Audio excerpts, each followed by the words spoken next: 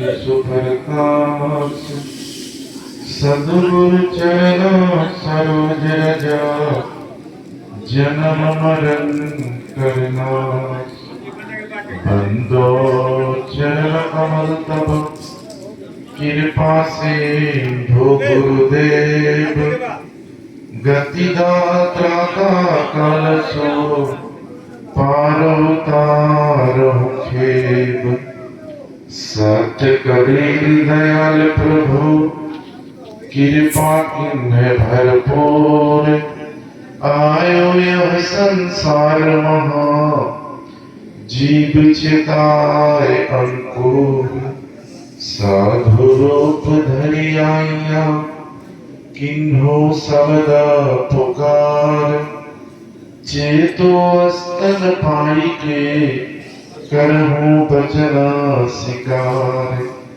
गुरुमुख बानी उपजे शीस साच कर मान यही विधि फंदा छूटी है और जुगुत नहीं आन। आदरणीय दूर दूर से आई धर्म प्रेमी सज्जनों, माता एवं बहनों, नौजवान साथियों, आज बड़े सौभाग्य की बात है, वैशाली जिला के अंतर्गत मोहम्मदपुर ग्राम में संत श्री राजेंद्र साहब जी के द्वारा और उनके पूरे परिवार के द्वारा यह शगु कबीर सद्ज्ञान महायज्ञ का आयोजन उनके द्वारा किया गया है। इसी संदर्भ में हम लोग बहुत समय से भजन के माध्यम से हो, उपदेश के माध्यम से हो, सद्गुरु कबीर साहब के विचारों को सुन रहे थे। इसी संदर्भ में साहब के विचारों में से एक दो पंक्ति को रख रहा हूं। बोलिए सद्गुरु कबीर साहेब की। नहीं हुआ, जितना हम लोग संख्या में है, लगता है हम लोगों को सत्संग से प्रेम नहीं है। अगर सत्संग से प्रेम हो तो उद्घोष करने में कोई कमजोरी मत छोड़िए। बोलिए सद्गुरु कबीर साहेब की।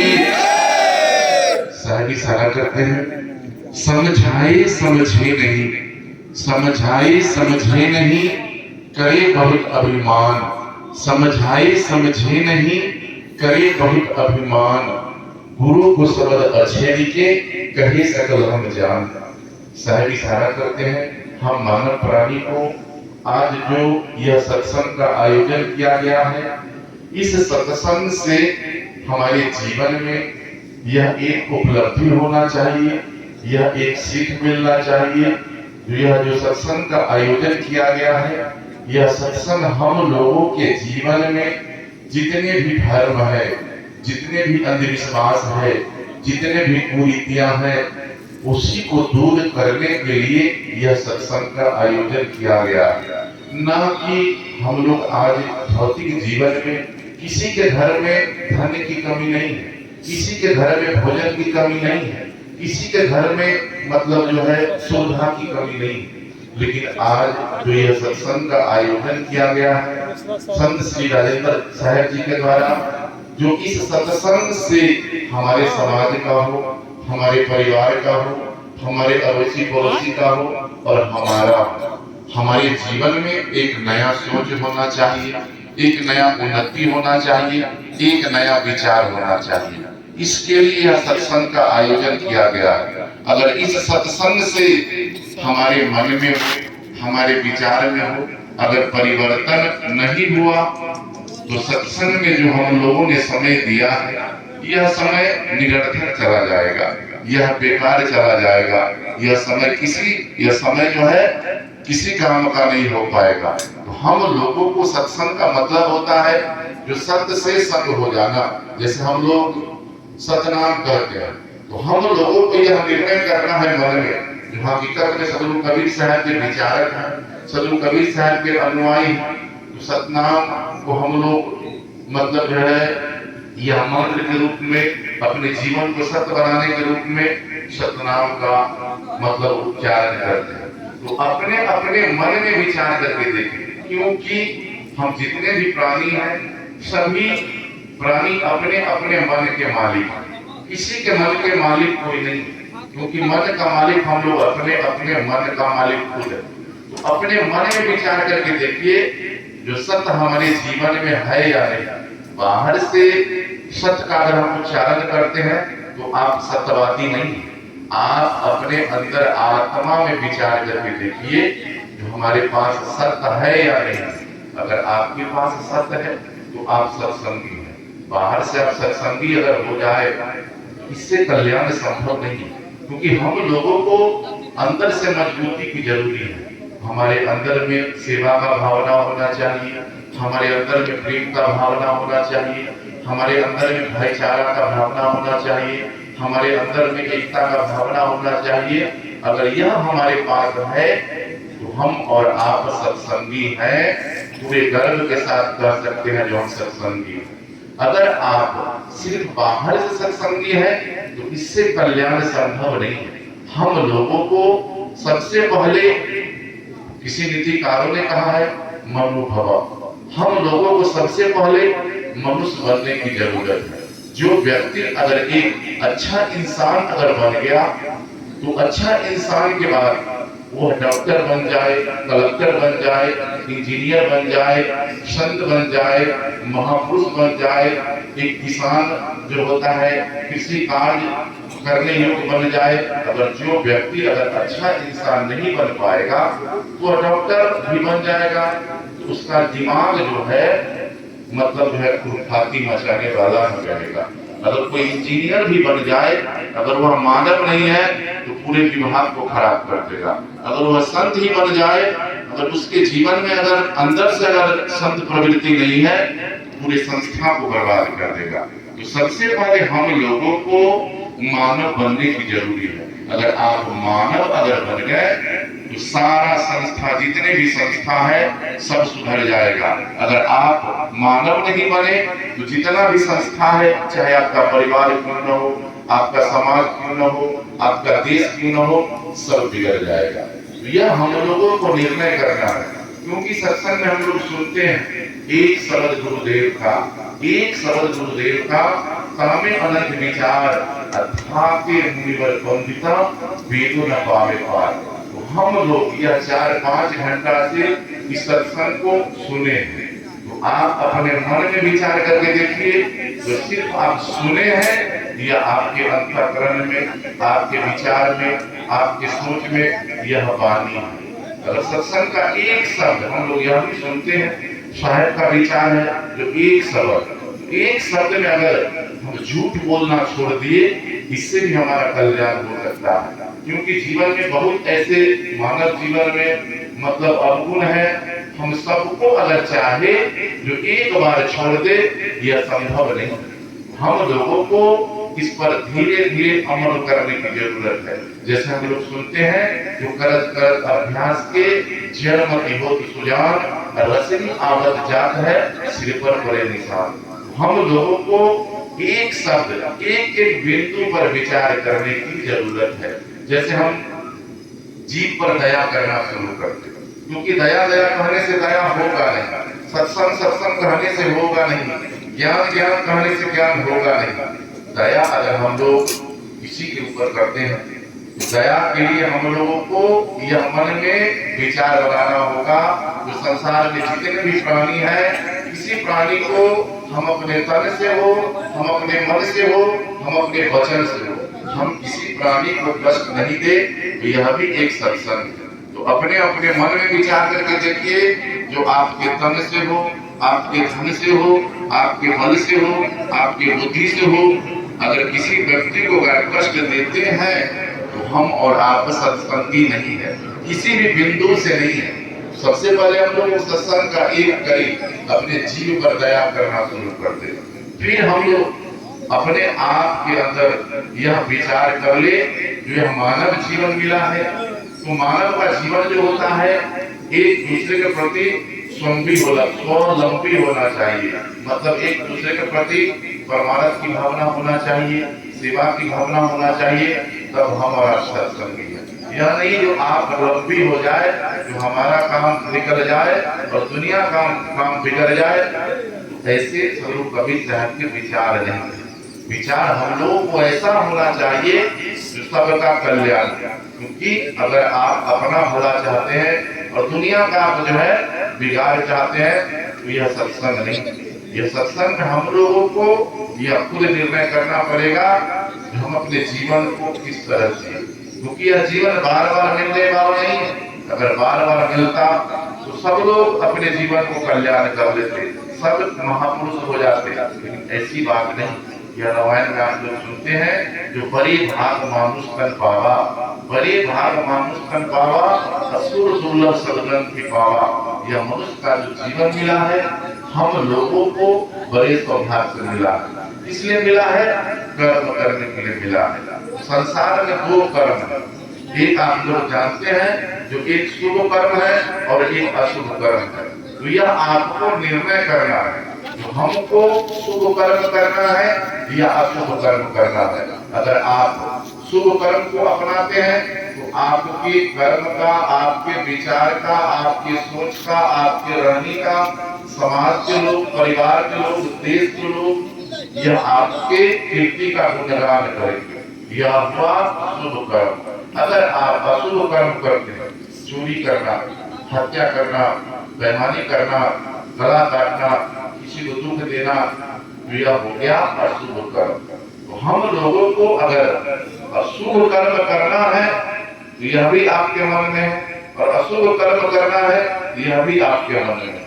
क्या करना है ये आप पर निर्भर करता है, क्योंकि सत्संग में जो संत गुरुजन के द्वारा हम लोगों को रास्ता दिया जाता है, इस पर आपको चलना है। इस पर अगर आप मतलब शुभ कर्म पे चलेंगे तो आपका जीवन सुखी होगा, आपका परिवार सुखी होगा, आपके जीवन का विश्वास मिट जाएगा शुभ कर्म की ओर। और अशुभ कर्म की ओर चलेंगे तो आपका जीवन उलझ जाएगा, आपका विचार उलझ जाएगा।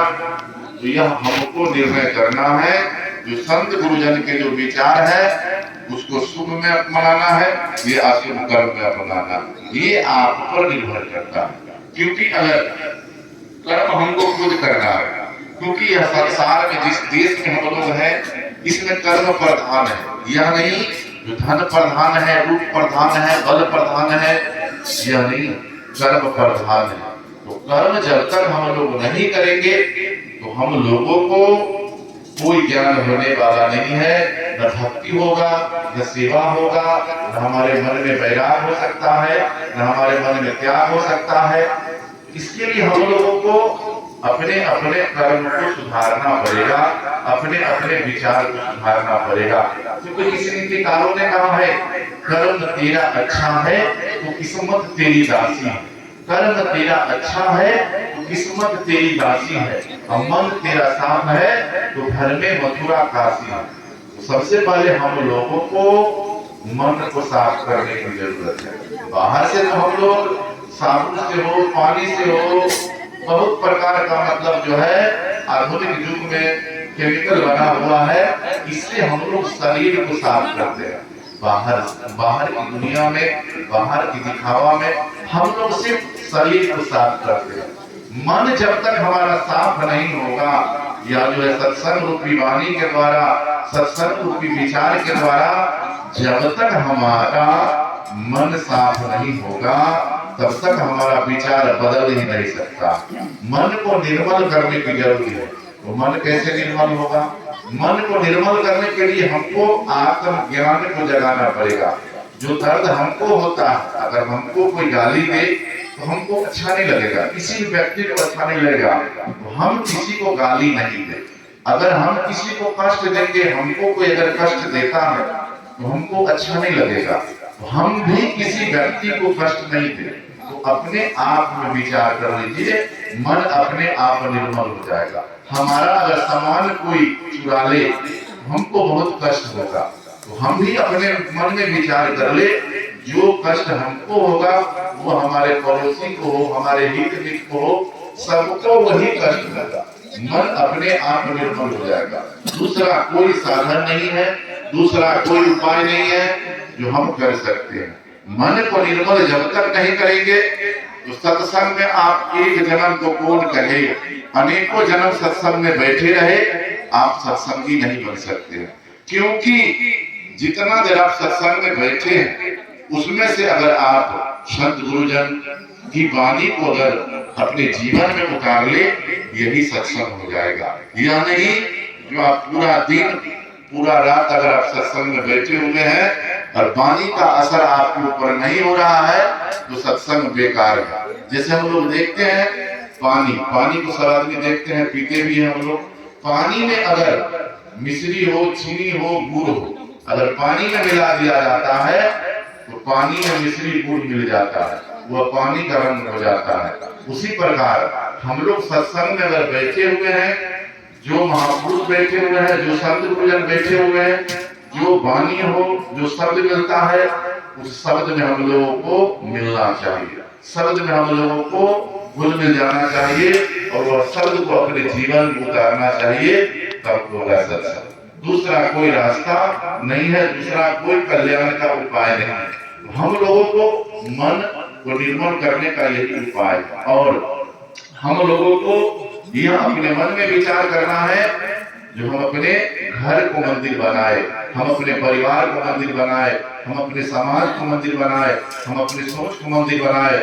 मंदिर, मस्जिद, चर्च, गुरुद्वारा में जाने से कल्याण होने वाला नहीं है, क्योंकि साहब का पद है, मंदिर तोड़ो मस्जिद तोड़ो, मंदिर तोड़ो मस्जिद तोड़ो, मुजाका तोड़ो, पर दिल किसी का मत तोड़ो, यह घर घास खुदा का है। हम लोग यह अपने मन में विचार करके देखिए, मंदिर और मस्जिद, चर्च, गुरुद्वारा, यह जो है जितने भी है बालू, मिट्टी, छड़, सीमेंट से बना हुआ है, लेकिन यह हमारा जो मन है, इसमें परमात्मा का वास है, इसमें सदगुरु का वास है। इसको कैसा बनाना चाहते हैं ये आप पर निर्भर करता है। जो आप ये मन को महान बनाना चाहते हैं, यह मन को हैवान बनाना चाहते हैं, यह मन को शैतान बनाना चाहते हैं, यह मन को काल निरंजन बनाना चाहते हैं, हम लोग करते हैं काल निरंजन। काल कहीं बाहर नहीं है। जिस घर में लड़ाई झगड़ा शुरू हो जाए, जिस घर में कलह शुरू हो जाए, जिस घर में अशांति शुरू हो जाए, समझ लीजिए काल वही। दूसरा कहीं काल नहीं है, दूसरा कहीं कुछ नहीं है, सब कुछ हमारे मन में। हम लोगों को अपने आप पर निर्भर करता है। जब तक अपने आप को हम लोग नहीं समझ पाएंगे, समझ लीजिए यह मनुष्य का जीवन अधूरा हो जाएगा, यह मनुष्य का जीवन बेकार हो जाएगा। फिर हम लोगों को पीछे पछताना पड़ेगा, क्योंकि जो व्यक्ति अपने जीवन में नेक काम नहीं किया, सत्संग भजन नहीं किया, सत्संग में नहीं गया, उसको पीछे पछताना पड़ता है। क्योंकि आप लोग सुनते हैं, संत महापुरुषों का विचार है, जीवन जोवन राजमद, जीवन जोवन राजमद, अब चल रहा न कोई, और जो दिन जाए सत्संग में जीवन का फल। साहब यह नहीं कहे जो समय खेती में जाए, जो पल परिवार के साथ जाए, जो धन संपत्ति में जाए, जो पद प्रतिष्ठा में जाए, जो मान सम्मान में जाए, वही जीवन का फल है। ऐसी नहीं है। जो दिन, जो समय, जो घड़ी, जो पल जो हम सत्संग में बिता दिए, वही हमारे जीवन का फल है।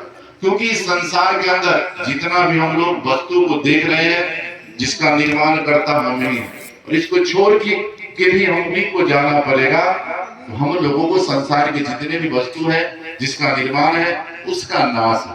क्योंकि हम लोग घर को कहते हैं यह घर हमारा, घर कभी नहीं कहता है जो यह मालिक हमारा है। हम अगर गाड़ी खरीदते हैं तो गाड़ी कभी नहीं कहता है इसका मालिक, यह गाड़ी का मालिक ही कहता है जो गाड़ी हमारा, गाड़ी कभी नहीं कहता है जो वह हमारा मालिक है।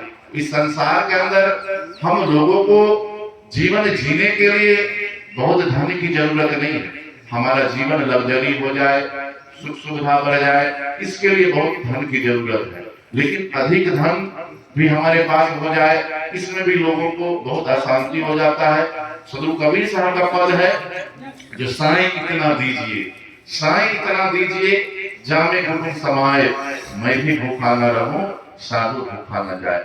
इतना धन चाहिए जिससे हमारा गरीबी दूर हो जाए, जिससे हमारे परिवार का भरण पोषण हो जाए, जिससे हमारे परिवार का अच्छा शिक्षा मिल जाए, और हमारे घर पर, हमारे दरवाजे पर भूखा हो, फकीर हो, साधु हो, उसको हम अपने धन से, नेक कमाई से, ईमानदारी से कमाए हैं, उससे सेवा हो जाए, इससे ज्यादा की जरूरत नहीं। क्योंकि साहब का पद है, चाह गई चिंता गई, चाह गई चिंता गई, मनमा बेपरवाह। जिसको कुछ नहीं चाहिए वही शहंशाह। इस जीवन में शहंशाह कौन है? शहंशाह धनवान नहीं है, शहंशाह रूपवान नहीं है, शहंशाह बलवान नहीं है, शहंशाह जमींदार नहीं है। जिसके जीवन में किसी भी वस्तु की जरूरत नहीं है, किसी चीज की चाहत नहीं है, जो मिला सब ठीक है, नहीं मिला वह भी ठीक है, वही व्यक्ति शहंशाह है। जिसके जीवन में किसी चीज का चाहत नहीं है वही व्यक्ति शहंशाह है। अगर चाहत है, जिस प्रकार हमारा चाह है वहां पे हमारा राह है, वह दुख का कारण बन जाएगा।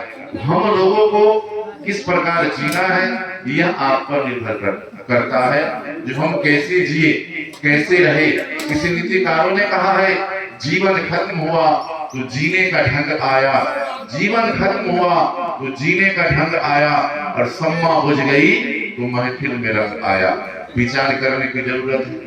जो व्यक्ति अपने जीवन में जवानी में सत्संग नहीं किया, जवानी में मतलब जो है सेवा नहीं किया, जवानी में धन को अर्जन नहीं किया, जवानी में परोपकार नहीं किया, जब आपका यह जीवन चौथापन में आ जाएगा, बुढ़ापा अवस्था आ जाएगा, जब आपका शरीर शिथिल हो जाएगा, जब आपका हाथ पांव काम करना बंद कर देगा, तो विचार कीजिए उस वक्त अगर आपके मन में सत्संग का अगर भाव आ जाए तो शरीर काम नहीं करता है, सत्संग में लोग नहीं जा पाएंगे।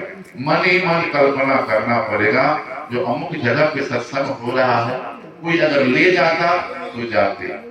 शरीर आपका काम करना बंद कर देगा। उस वक्त आपके पास अगर ज्ञान भी आ जाएगा तो वो ज्ञान किसी काम का नहीं। इसलिए उस वक्त आप किसी को सेवा भी नहीं कर सकते हैं, आप कहीं जा भी नहीं सकते हैं। तो हम लोगों को जो भी कुछ करना है, चाहे वो भौतिक क्षेत्र हो, आध्यात्मिक क्षेत्र हो, जवानी नहीं कर सकते हैं।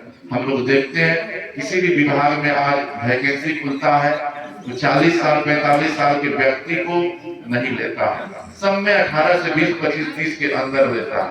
तो विचार कीजिए, सत्संग में 70 साल का आदमी और 80 साल का आदमी आके क्या करेगा? अपने मन में कीजिए, क्योंकि वह सेवा कर नहीं पाएगा। उसको सेवा खुद की जरूरत है। जो व्यक्ति खुद बीमार है हमको कभी स्वस्थ नहीं कर सकता है, जो व्यक्ति खुद अपने आप मतलब दुखी है वो हमको कभी सुखी नहीं कर सकता है, जो व्यक्ति खुद बंधन में फंसा हुआ है हमको कोई मुक्त नहीं कर सकता। मुक्ति संसार के हर प्राणी को चाहिए। इसलिए हम लोगों को मुक्ति के लिए सबसे पहले मलिन विचार को खत्म करना पड़ेगा। पलटू साहब का विचार है, मुक्ति मुक्ति सब खोजत है, मुक्ति मुक्ति सब खोजत है, मुक्ति कहाँ पाइए जी?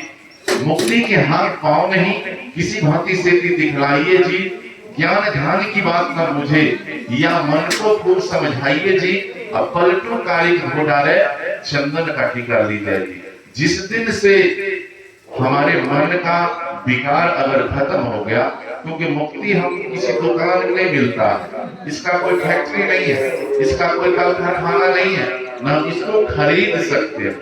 हम अपने मन के अंदर जितने भी विकार है, जितने भी मलिन सोच है, जितने भी हमारे मन में छल प्रपंच इससे आदेश भरा हुआ है, जिस दिन से वह खत्म हो गया, समझ लीजिए हम मुक्त अपने आप हो गए। मुक्ति का दूसरा कोई साधन नहीं है, दूसरा कोई उपाय नहीं है। तो जो व्यक्ति जीवन भर बंधन में फंसा है, मरने के बाद उसको मुक्ति नहीं मिल सकता है। जीते जी जो व्यक्ति अपने कर्म के द्वारा, अपने ज्ञान के द्वारा, अपने विचार के द्वारा, अपने सोच के द्वारा जो व्यक्ति जीवन में मुक्त हो गया, वही व्यक्ति मरने के बाद में मुक्ति मिल सकता है। क्योंकि आप लोग कहते हैं जो मरा हुआ व्यक्ति और मरा हुआ मतलब जो है गधा घास नहीं खाता है, तो मरा हुआ व्यक्ति कर्म नहीं कर सकता है। जो करेगा अपने जीवित अवस्था में करेगा, अपने ज्ञान के द्वारा जीवित अवस्था में करेगा, मरने के बाद कुछ होने वाला नहीं है।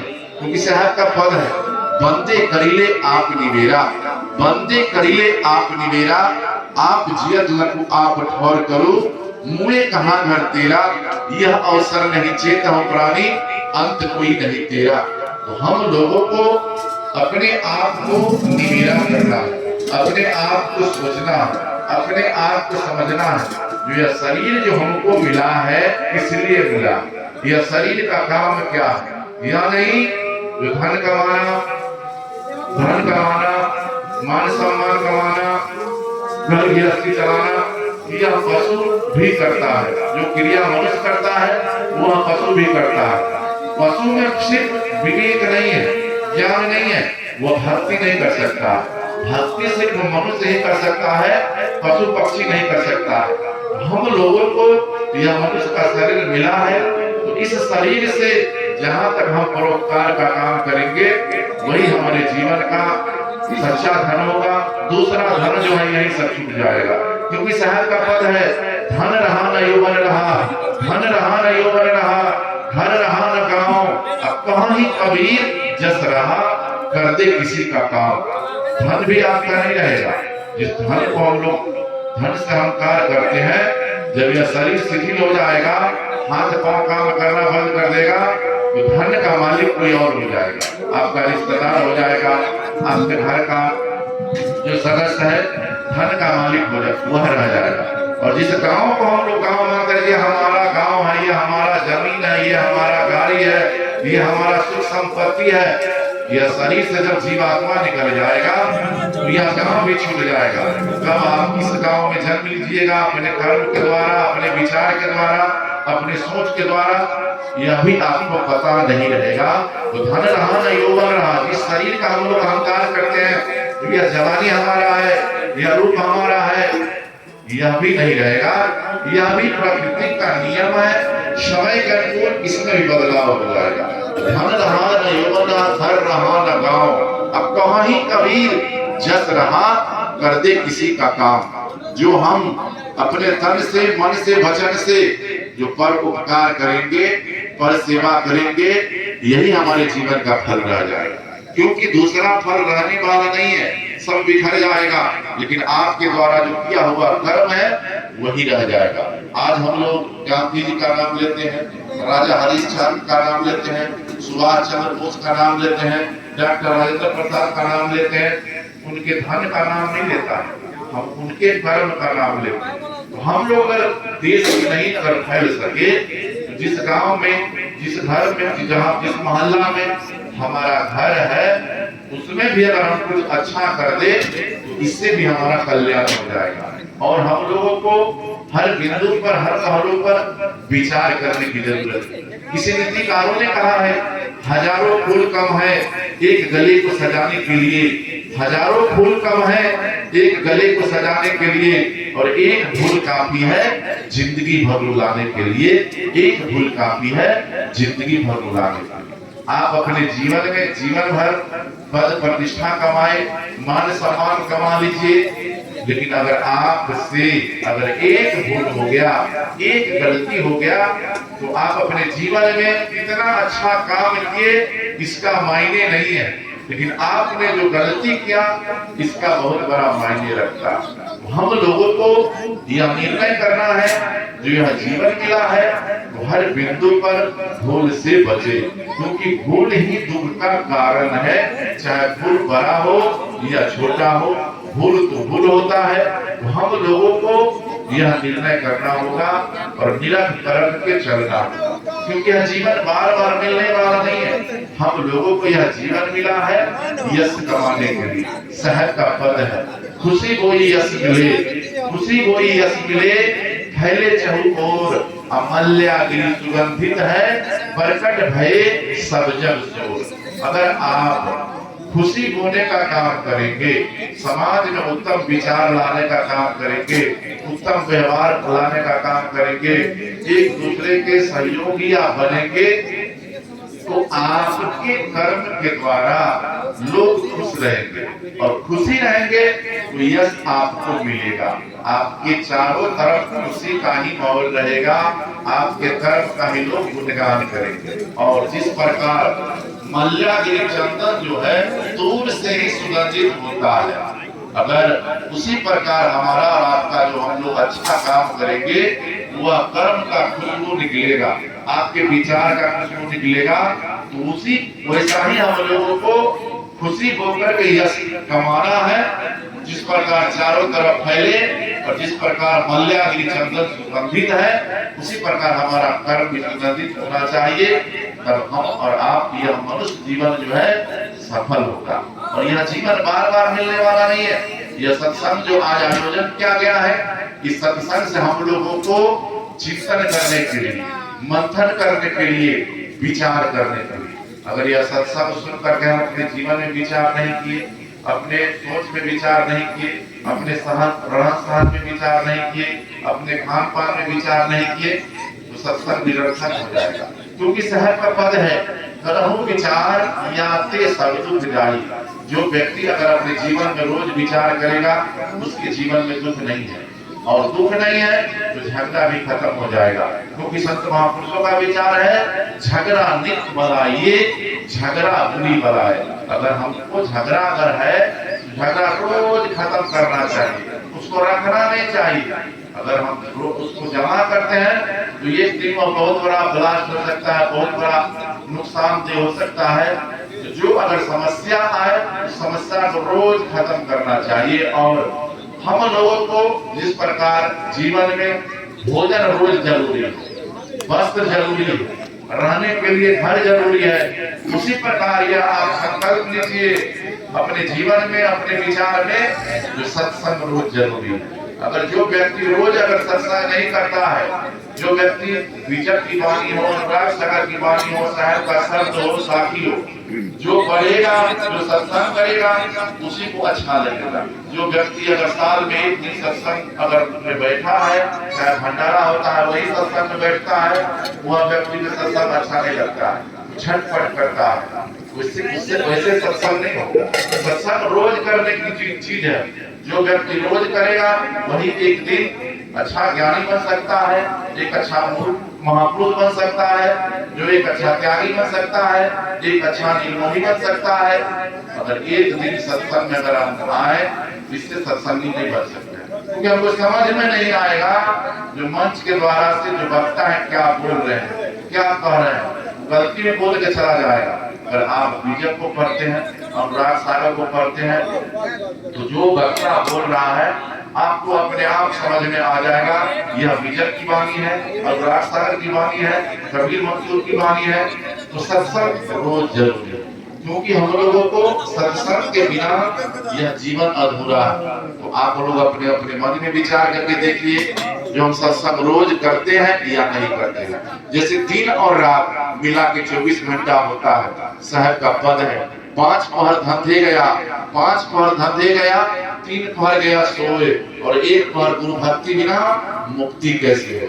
विचार करने की वस्तु है, विचार करने का शब्द है, जो दिन रात मिला के 24 घंटा होता है। तो 24 घंटा हम लोग काम करते हैं किसके लिए? परिवार के लिए, सगा संबंधी के लिए, जो हमारे साथ नहीं जाने वाला, सब यही रह जाएगा। और आप 24 घंटा में से दिन रात मिला के जो 24 घंटा होता है, उसमें से अगर आप 10 मिनट अपने लिए निकाल करके दिन रात में जो काम आप किए हैं, उसमें से अगर निर्णय कर ले और अपने लिए सोच ले, जो हमने दिन और रात मिला के 24 घंटा में कहाँ हमसे गलती हुआ है, उस गलती को अगर हम सुधार ले, तो यह भी एक सत्संग है। हम लोगों को कैसे जीना है, कैसे रहना है, ये हम लोगों की सोच पर निर्भर करता है। दूसरा कोई उपाय, दूसरा कोई साधन नहीं है। और हम लोगों को जब तक चेतेंगे नहीं, तब तक कुछ प्राप्त होने वाला नहीं। यह जीवन मिला है, इसमें हम लोगों को यश कमाना है। मत बांधा गेठरिया अपजस। हम लोगों को अपजस का गेठरी नहीं बांधना है, किसी को दुख नहीं देना है, किसी को कष्ट नहीं देना है, तब हम और आप सत्संगी है। अगर अपजस मिल गया, मनुष्य का जीवन बेकार हो जाएगा, यह किसी काम का नहीं। और यह हम लोगों को यह मन में विचार करना है, हम लोगों को किसी को कष्ट नहीं देना है। किसी नीतिकारों ने कहा है, हंसते रहो जिंदगी बेकार न हो जाए, हंसते रहो जिंदगी बेकार न हो जाए, और सपने में भी किसी जीव का अवकार न हो जाए। विचार करके देखिए, यह शरीर जो है हंसने के लिए मिला, प्रसन्न रहने के लिए मिला, लेकिन हम लोग जिंदगी के दौर में, भौतिक जीवन में इतना दौड़ते हैं, जो हमारा हंसी भी खत्म हो जाता है। हंसने का हम लोग के पास समय नहीं है, प्रसन्न रहने का समय नहीं है, हम लोग हमेशा दुखी रहते हैं। तो विचार कीजिए हमको कैसे जीना, और हम लोग जब तक जागृत अवस्था में रहते हैं एक दूसरे को मतलब जो है दुख नहीं देने के चक्कर में रहते हैं। ऐसा जीवन नहीं होना चाहिए। जीवित जागृत को तो छोड़िए, सपना में भी हमारे मन में नहीं होना चाहिए जो हम किसी को कष्ट दे, किसी को दुख दे, किसी को तकलीफ दे, तभी यह मनुष्य जीवन सफल हो जाएगा। नहीं तो आप रोज सत्संग कीजिए, लेकिन अगर सत्संग को अपने कर्म में, अपने विचार में, अपने आचरण में जब तक इसको लागू नहीं करेंगे तब तक सत्संग नहीं होगा। साहिब का पद है, चेत सको तो चेत लो, चेत सको तो चेत लो, आन लगी है नाव, फिर पीछे पछताएगा, बकरी करेगा दाव। यह सत्संग जो आज सत्संग का आयोजन किया गया है, यह हम लोगों को चेतने के लिए, अंधविश्वास को हटाने के लिए। आज हम लोग देखते हैं इतना सत्संग रोज होता है, जो कभी पंथी है वो भी धर्म में जाते हैं, क्योंकि धर्म हमारे जीवन को, अंधविश्वास को इतना फैला हुआ है जो वाणी हम लोग पर लागू नहीं करता है। बिना जाने हम लोग किसी चीज को मानते हैं, बिना जाने हुए किसी चीज को मानना नहीं चाहिए। हम लोग सदु कबीर साहब के विचार है, सदु कबीर साहब के विचार को मानते हैं, तो अंधविश्वास कहीं नहीं है। अंधविश्वास अगर हम लोग करते हैं तो अपने मन की वाणी, अंधविश्वास बेकार है। साहब का पद है, यंत्र मंत्र सब झूठ है, यंत्र मंत्र सब झूठ है, मत भर में जब कोई, सार शब्द जाने बिना कागा हंस न होई। अपने जीवन में हम रोज सत्संग को करें, लेकिन सार शब्द को जब तक नहीं जानेंगे, ग्रहण नहीं करेंगे, तब तक यह जीवन बेकार हो जाएगा, किसी काम का नहीं रहेगा। और हम लोगों को सदगुरु कबीर साहब मानव पूजने की बात कहें, वाहन पूजने की बात नहीं कहें। जिस घर में जो कबीर भक्ति है, मतलब जो है पानी पत्थर पहाड़ में जिसका ध्यान है, समझ लीजिए वह सदगुरु कबीर साहब को सिर्फ मानता, जानता नहीं। किसी नीतिकारों ने कहा है, मैदान में मारे उसी को मीर कहते हैं, मैदान में मारे उसी को मीर कहते हैं, पराई पीर को हर ले उसी को पीर कहते हैं, दिल को छू जाए उसी को तीर कहते हैं। ऐ मानव के पुजारी, जो मानव को समझ ले उसी को सत्य कबीर कहते हैं, उसी को सत्य कबीर कहते हैं। तो हम लोगों को पानी पत्थर पहाड़ से वंचित होकर के अगर वाकई में सदगुरु कबीर साहब को मानते हैं, हम लोगों को मानव सेवा से बढ़ करके, मानव पूजा से बढ़ करके अपने माता पिता का भी हम लोगों को पूजा करना चाहिए, उनको भी सेवा करना चाहिए। इससे बढ़ के इस संसार में कहीं कुछ नहीं है। लेकिन हम लोग देखते हैं माता पिता दुखी है, पानी पत्थर बाहर को हम लोग खुश करने जाते हैं, इससे हमारा पूजा नहीं होने वाला है। और हम लोगों को यह भी साहब का पद है, गुरु को पूजा कीजिए, गुरु को पूजा कीजिए, सब पूजा जगवाही, जैसे सींचे मूल को साफ बात आवा। अगर हम गुरु को पूजा करते हैं, सत्संग करते हैं, फिर हम लोग इधर उधर भटकते हैं, तो सब हमारा बेकार हो जाएगा। कोई इधर का हम रहेंगे न इधर का रहेंगे। साहब का पद है, 100 बरस गुरु भक्ति करे, एक दिन पूजे आन, 100 बरस गुरु भक्ति करे, एक दिन पूजे आन, सो अपराधी आत्मा बड़े 84 खान। विचार करने की जरूरत है। जो व्यक्ति अगर जीवन भर सत्संगी है, अगर एक दिन अगर वह तारी की दुकान पे चला जाए, दारू की दुकान पे चला जाए, उसका सत्संग भंग हो जाएगा। उसी प्रकार भक्ति जो है, हम लोगों को एक रास्ता पर चलना है और एक विचार पे चलना है, तब हम लोग सत्संगी है। अगर मन अगर हमारा स्थिर नहीं है, सोच हमारा स्थिर नहीं है, विचार हमारा स्थिर नहीं है, तो सब बेकार है। इतना ही शब्दों के साथ अपनी वाणी को विराम देते हैं। बोलिए सदगुरु कबीर साहेब की, समाज की, समाज की, सत्संग कराने वाले की, उनके कुल परिवार की, उनके माता पिता की।